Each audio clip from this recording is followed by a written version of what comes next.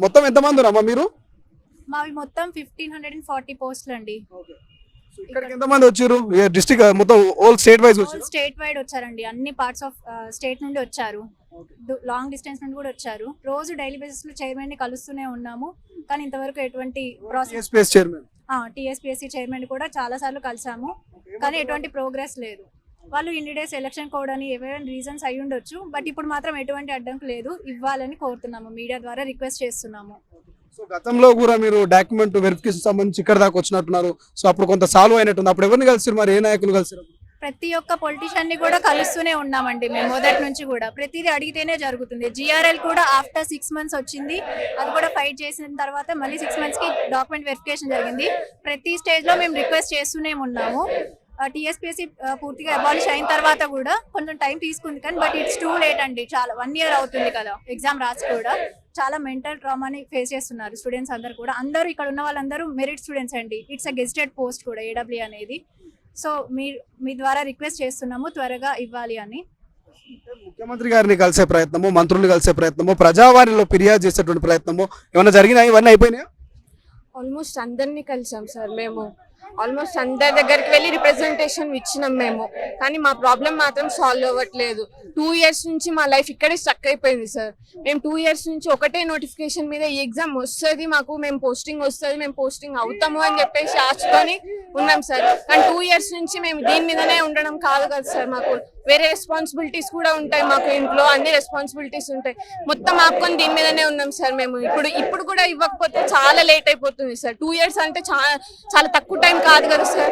2 years sir. మా ఇక్కడ అందరూ ఆల్మోస్ట్ 25 to 30 ఏజ్ వాళ్ళు సార్. 25 to 30 ఏజ్ వాళ్ళ మధ్యలో 2 years వేస్ట్ అంటే ఎంత టైం వేస్ట్ సార్, ఎంత వాల్యుబుల్ టైం అసలు.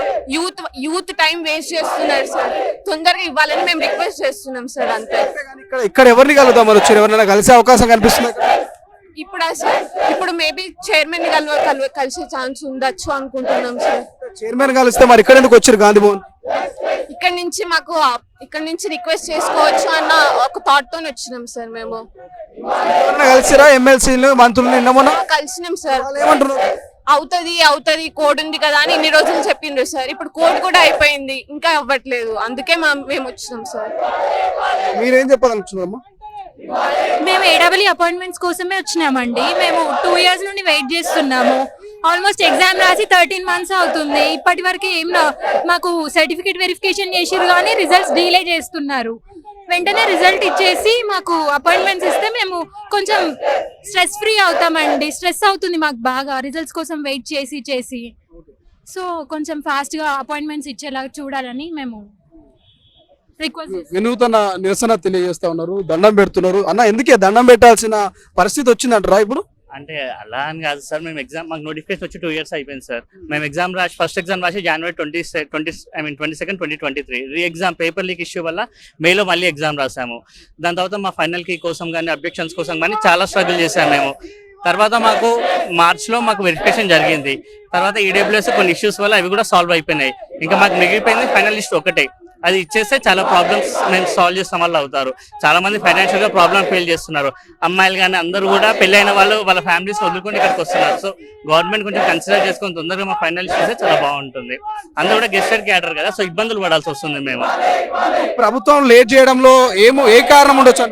ఎందుకు ఆలస్యం చేస్తున్నారు? అంటే ముందు వీక్ ముందేమో లాస్ట్ ఇయర్ ఎలక్షన్స్ అని అట్లా ఆపారు. ఇప్పుడు కూడా మళ్ళీ ఎంపీ ఎలక్షన్స్ అని చెప్పి ఇట్లా డిలే చేస్తున్నారు. ఇప్పుడు ఆల్రెడీ ఎలక్షన్ కోడ్ కూడా అయిపోయింది. సో త్వరగా రిజల్ట్స్ ఇవ్వాలని కోరుకుంటున్నాము. అసలైన తొలి వెలుగు.